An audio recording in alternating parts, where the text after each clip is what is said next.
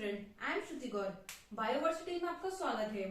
तो जैसे कि लास्ट वीडियो में हम इकोसिस्टम के बारे में बात कर रहे थे। हमने इकोसिस्टम पढ़ा था, क्या होता है इकोसिस्टम। हमने देखे थे उसके component, biotic, abiotic component, food chain के बारे में बात की थी, फूड वेब के बारे में बात की थी। तो अब हम बात करेंगे इनके एस्पेक्ट्स के बारे में। एस्पेक्ट क्या होते हैं? जब हम इनके कंपोनेंट देखते हैं, बायोटिक एक बायोटिक कंपोनेंट तो एक यूनिट की तरह कार्य करते हैं। जैसे मैंने बताया था, एक यूनिट ही है ये। जो बायोटिक होता है वो ए बायोटिक के बिना नहीं रह सकता और ए बायोटिक बायोटिक के बिना, दोनों ही आपस में इंटर रिलेट करते हैं, तो एक यूनिट की तरह दिखाई देते हैं ये, जब हम इन एस्पेक्ट को फॉलो करते हुए चलते हैं। कौन कौन सा एस्पेक्ट है? ये है हमारा पहला प्रोडक्टिविटी, दूसरा है डिकम्पोजिशन, थर्ड है एनर्जी फ्लो एंड फोर्थ है न्यूट्रिएंट साइकिल। ठीक है, तो इकोसिस्टम के 4 एस्पेक्ट होते हैं। पहला है प्रोडक्टिविटी, दूसरा है डिकम्पोजिशन और तीसरा एनर्जी फ्लो और चौथा है न्यूट्रिएंट साइकिल। ये है इकोसिस्टम के 4 एस्पेक्ट। बहुत ही इंपॉर्टेंट टॉपिक है, तो एक एक करके हम एक एक एस्पेक्ट को समझते हुए चलेंगे। तो क्या होता है productivity? The rate of synthesis of organic matter, ठीक है, और energy containing compound at any trophic level पर यूनिट एरिया पर यूनिट टाइम। हमें ये पर यूनिट एरिया पर यूनिट टाइम बहुत ही याद करते हुए चलना है, बहुत ही दिमाग में रखना है, क्योंकि एक यूनिट है।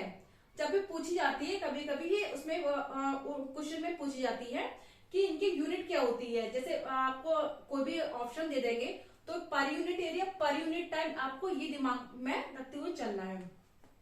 तो अब जैसे मैंने बताया था कि टॉपिक, जब हम टॉपिक लेवल, मैंने बताया था टॉपिक लेवल क्या होते हैं, कि जब हम फूड चेन पढ़ रहे थे तो हमने देखा था, जैसे मैं एक पिरामिड टाइप का बना देती हूँ ये यहाँ पे छोटा सा, फिर मैं डिटेल में बताऊंगी बाद में। तो इसमें हमने क्या देखा था? पहले क्या थे? प्लांट थे, ठीक है, ये प्लांट बना देती हूँ मैं। सेकंड में क्या थे? हर्बीवोर्स थे, कुछ भी बना देती हूँ, कुछ भी काऊ, गोट वगैरह। और थर्ड में क्या थे? Carnivorous, Wolff. और फोर्थ में क्या था? लॉइन। तो ये थे, जब हम बात करते हैं फूड चेन में ये लेयर होती है, ठीक है। पहले होते हैं प्लांट होते हैं, सेकंड पे काऊ आते हैं, थर्ड पे वोल्फ आते हैं, फोर्थ पे लॉइन आते हैं, ठीक है, जो कि producer, first consumer, second consumer, top consumer या टर्सरी कंज्यूमर, ठीक है। तो इनको हम ये स्ट्रेटिफिकेशन होता है, ये लेयर में होते हैं, स्ट्रेटिफिकेशन कहते हैं हम इसे। तो इसे बोलते हैं फर्स्ट ट्रॉपिक लेवल, जो ग्रीन प्लांट हो, first trophic level, second trophic level, third trophic level, और ये है हमारा फोर्थ ट्रॉपिक लेवल। तो ये ट्रॉपिक लेवल कहते हैं इन्हें, ठीक है। जो भी ये इसमें हम देख रहे हैं लेयर में है, स्ट्रेटिफिकेशन बोलते हैं जिसे, तो ये ट्रॉपिक लेवल बोलते हैं हमें। तो ट्रॉपिक लेवल लेयर क्लियर कर हुआ होगा आई थिंक, कि ये जो एक लेयर में है, एक के ऊपर एक है, तो हम इनको जो फर्स्ट में आते हैं फर्स्ट ट्रॉपिक लेवल, जो ऊपर सेकंड नंबर पे आ रहा है उसे सेकंड ट्रॉपिक लेवल, थर्ड पे थर्ड और फोर्थ पे फोर्थ। तो ये ट्रॉपिक लेवल है। अब होता क्या है, इसमें लिखा है कोई भी ट्रॉपिक लेवल, मतलब चाहे ये हो या सेकंड, थर्ड, फोर्थ, उनके द्वारा जो भी ऑर्गेनिक मैटर निर्माण किया जा रहा है पर यूनिट एरिया पर यूनिट टाइम में, एक मतलब टाइम दिया हुआ है, एक निश्चित समय में जितना भी ऑर्गेनिक मैटर निर्माण किया जा रहा है उसे हम बोलते हैं प्रोडक्टिविटी, उत्पादन, प्रोड्यूस करना, ठीक है। तो किसी भी प्रोडक्ट, किसी भी ट्रॉपिक लेवल में जितना ऑर्गेनिक मैटर सिंथेसाइज या फॉर्म किया जा रहा है, निर्माण किया जा रहा है, उसे हम बोलते हैं उसकी प्रोडक्टिविटी। और ये किसमें होती है? पर यूनिट एरिया पर यूनिट टाइम में, ठीक है। सेकंड है प्राइमरी प्रोडक्टिविटी। इसके पार्ट है प्रोडक्टिविटी के फर्स्ट, सेकंड, थर्ड। फर्स्ट है प्राइमरी प्रोडक्टिविटी, ठीक है। इसमें क्या होता है? The amount of energy accumulation in green plant as biomass और organic matter per unit area पर यूनिट टाइम। ये आपको हर जगह दिखाई देगा, पर यूनिट एरिया पर यूनिट टाइम, क्योंकि इसकी यूनिट है। इसी टाइम में जो भी ग्लूकोज बन रहा है इसी पर्टिकुलर टाइम में बनेगा, रेट में बनेगा। रेट क्या होता है? किसी निश्चित समय में हमें जितना कार्य पूरा करना होता है उसे हम रेट बोलते हैं। जैसे हम किसी छोटे बच्चे को खाना खिलाते तो हम बोलते तुम इतने टाइम में ये खाना अपना खत्म करो, तो मतलब उसका हम टाइम निश्चित करते हैं और जितना उसने कार्य किया है उसे हम बोलते हैं रेट। ये किसमें होता है? पर यूनिट एरिया पर यूनिट टाइम में। तो प्राइमरी प्रोडक्टिविटी क्या होता है? Energy accumulation in green plant as biomass और ऑर्गेनिक मैटर। ठीक है, तो ग्रीन प्लांट द्वारा जितने भी एनर्जी एक्यूमुलेट की जाती है, निर्माण किया जाता है, एनर्जी जितनी एनर्जी उसके अंदर होती है ग्रीन प्लांट के अंदर, वो उसकी होती है प्राइमरी प्रोडक्टिविटी। हमें केवल ये ध्यान रखना है कि ग्रीन प्लांट के अंदर होने वाली जितनी भी एनर्जी को निर्माण होता है, जितनी भी एनर्जी का, और एनर्जी कहां से ले रहा है, हमने कल देखा था सन से ले रहा है, तो उसे हम उसकी बोलते हैं प्राइमरी प्रोडक्टिविटी।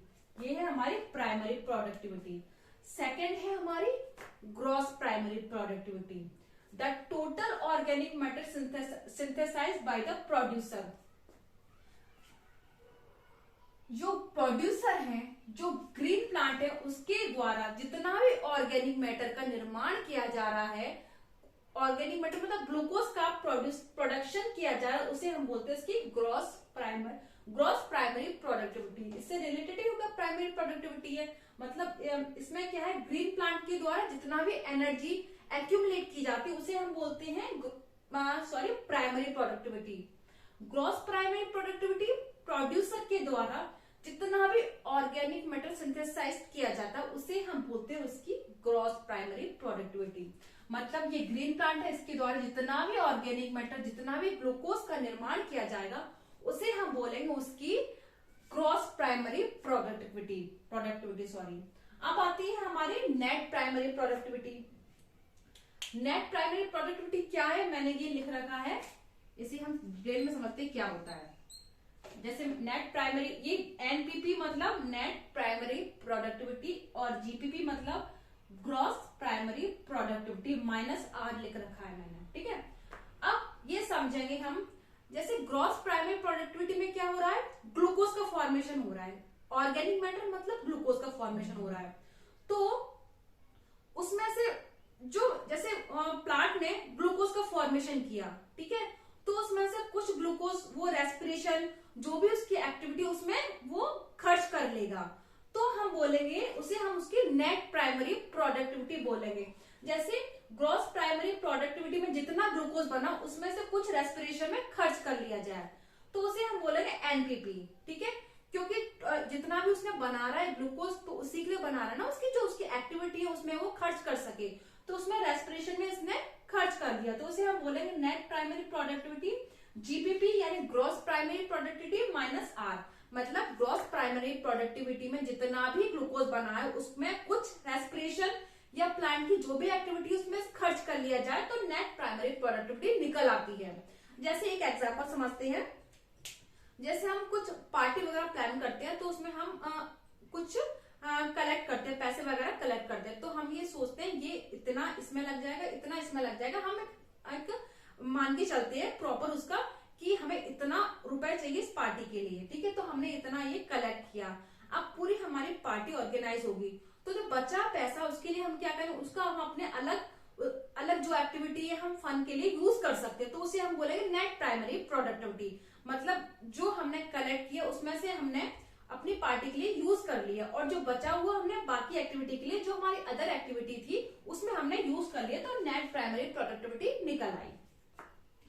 अब आती है सेकेंडरी प्रोडक्टिविटी। सेकेंडरी प्रोडक्टिविटी क्या होती है, जैसे ये ग्रीन प्लांट द्वारा ग्लूकोज का निर्माण किया गया था, ठीक है, अब ये ग्लूकोज सेकेंड ट्रॉपिक लेवल में पहुंचा, पर ऐसा तो नहीं है ना कि इससे पहले इसके अंदर ग्लूकोज नहीं होगा। ये जो सेकेंड ट्रॉपिक लेवल पर है, काऊ है,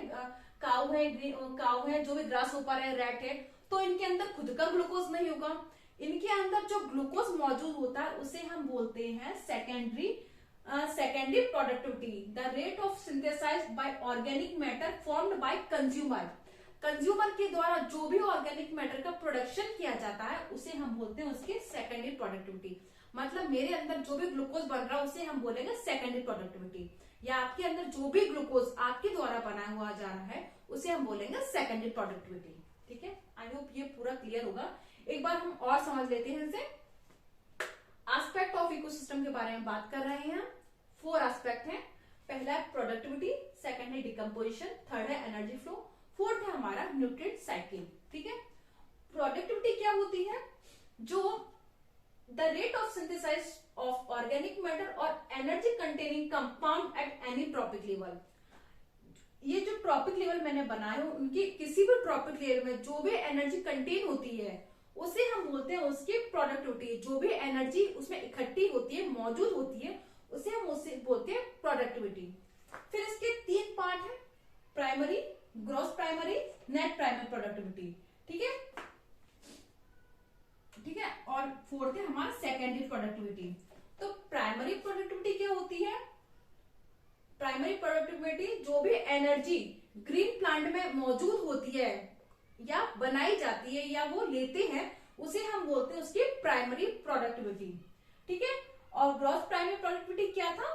टोटल ऑर्गेनिक मैटर प्रोड्यूसर के द्वारा जितना भी ऑर्गेनिक मैटर सिंथेसाइज किया जा रहा है। ऑर्गेनिक मैटर, जहां ऑर्गेनिक मैटर आएगा वहां हम ग्लूकोज मान के चलते हैं। ऑर्गेनिक मैटर क्या होता है? ग्लूकोज होता है। जो भी ऑर्गेनिक मैटर सिंथेसाइज किया जा रहा है प्रोड्यूसर के द्वारा उसे हम बोलते हैं उसकी gross primary productivity. Net primary productivity क्या थी? जो ग्रॉस प्राइमरी प्रोडक्टिविटी में जो ग्लूकोज का निर्माण किया जा रहा है उसमें से कुछ ग्लूकोज, कुछ ऑर्गेनिक मैटर रेस्पिरेशन या और भी एक्टिविटी प्लांट की उसमें माइनस कर दिया जाता है। हम रेस्पिरेशन भी मान के चलते हैं, रेस्पिरेशन में खर्च कर लिया जाता है तो उसकी नेट प्राइमरी प्रोडक्टिविटी निकल के आती है। तो नेट प्राइमरी प्रोडक्टिविटी क्या होगी? Gross primary productivity minus respiration. Respiration में जो ग्लूकोज खर्च कर लिया जाए, जो ऑर्गेनिक मैटर का यूज किया जा रहा है उसमें निकल रही है नेट प्राइमरी प्रोडक्टिविटी। फोर्थ है हमारी सेकेंडरी प्रोडक्टिविटी कि कंज्यूमर के द्वारा जो भी ऑर्गेनिक मैटर का फॉर्मेशन किया जा रहा है उसे हम उसकी सेकेंडरी प्रोडक्टिविटी कहते हैं। ठीक है, तो ये होगी हमारी प्रोडक्टिविटी पूरी कंप्लीट। अब हम बात करते हैं डिकम्पोजिशन के बारे में। डिकम्पोजिशन क्या होता है? डिकम्पोज करना। ठीक है, डिकम्पोज करना मतलब तोड़ना। और ये किसके द्वारा होता है? माइक्रो ऑर्गेनिज्म के द्वारा होता है। इसको लिखिए, रहने देती हूँ। अरे साफ नहीं होता।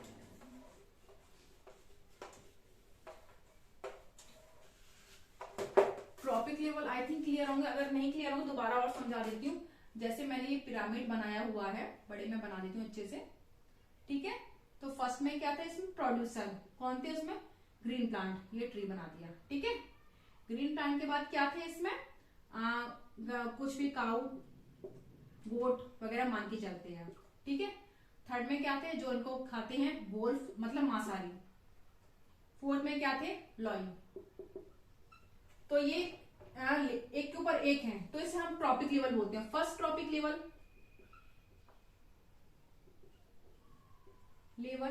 Second trophic level, third trophic level, fourth trophic level. ठीक है, तो ट्रॉपिक लेवल ये होते हैं।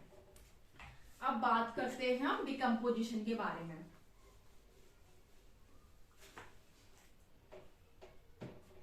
डिकम्पोजिशन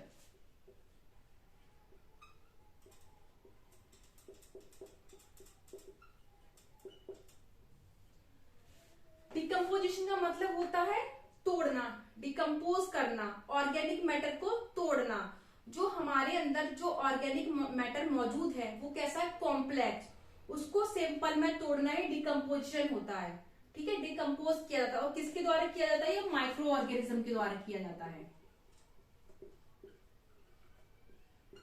ऑर्गेनिजम्स के द्वारा किया जाता है। ठीक है, कौन कौन से होते हैं माइक्रो ऑर्गेनिज्म? बैक्टीरिया, वायरस, ये माइक्रो ऑर्गेनिज्म होते हैं। तो किसका होता है डिकम्पोजिशन? प्लांट का भी हो सकता है, ऑर्गेनिज्म का, या डेड मतलब डेड का ही होता है। डेड प्लांट, डेड बॉडी, इनका होता है डिकम्पोजिशन।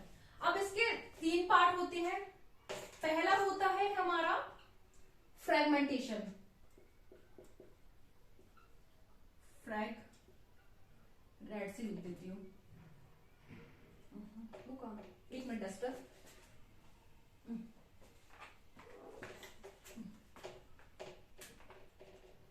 पहला है हमारा फ्रेगमेंटेशन।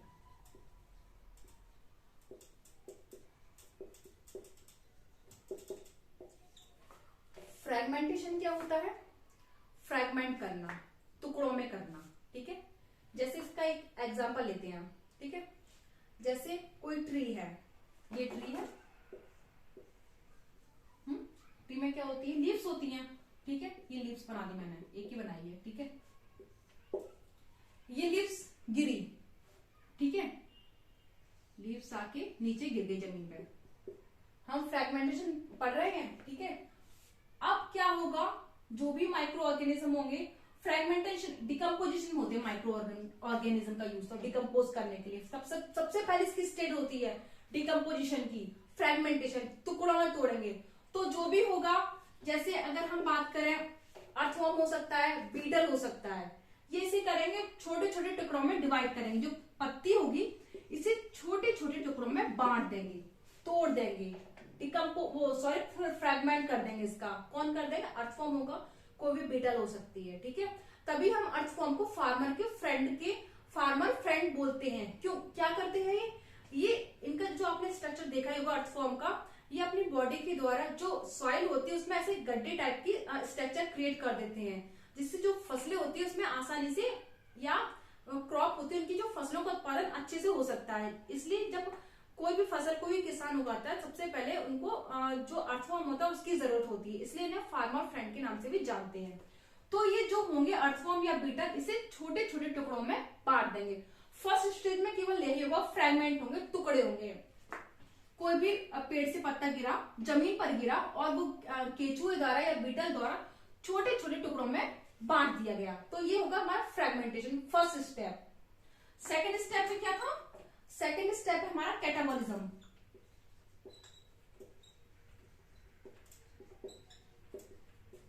अब कैटाबॉलिज्म क्या होता है, हमने सुना है कैटाबॉलिज्म, एनाबॉलिज्म।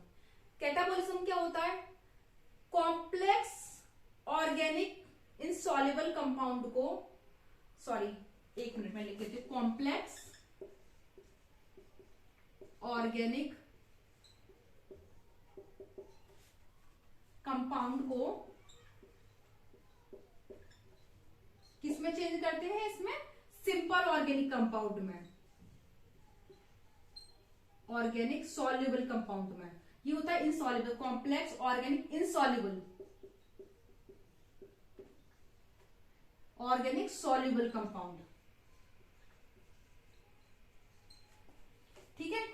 कैटाबॉलिज्म क्या होता है, जैसे इसी के आगे हम समझते हैं, जैसे ये पत्तियों को टुकड़ों में इसमें बांट दिया, किसने, जो भी अर्थवर्म था, जो भी मौजूद था बीटल, उसने छोटे छोटे टुकड़ों में बांट दिया। अब क्या होगा, जो माइक्रो ऑर्गेनिज्म होंगे उनके जो एंजाइम होंगे वो इसके ऊपर सीक्रेट करेंगे, इन टुकड़ों के ऊपर, इसके जो कॉम्प्लेक्स ऑर्गेनिक कंपाउंड थे वो उसे सिंपल में तोड़ देंगे।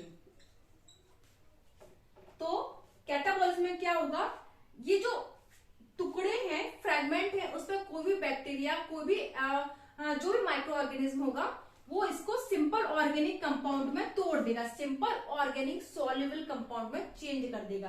तो कैटाबॉलिज्म में कॉम्प्लेक्स ऑर्गेनिक इनसॉल्युबल कंपाउंड को किसमें चेंज करता है, सिंपल ऑर्गेनिक सॉल्युबल कंपाउंड में। किसके द्वारा, ये इनके ऊपर एंजाइम सीक्रेट करेगा, एंजाइम सीक्रेट करेगा और इसे सिंपल ऑर्गेनिक सॉल्युबल कंपाउंड में चेंज कर देगा। तो ये होगी हमारी कैटाबॉलिज्म। इसका फर्स्ट डिकम्पोजिशन के हमने फर्स्ट स्टेप पढ़ा, फ्रेगमेंटेशन, टुकड़ों में बांट देता है। सेकंड कैटाबॉलिज्म, जिसका जो कॉम्प्लेक्स ऑर्गेनिक कंपाउंड है, कॉम्प्लेक्स ऑर्गेनिक कंपाउंड को ये सिंपल ऑर्गेनिक सॉल्युबल कंपाउंड में चेंज कर देता है, ठीक है। ये है कैटाबॉलिज्म। अब आती है हमारी थर्ड स्टेज, इसकी यहां पे लिख देती हूं, लीचिंग।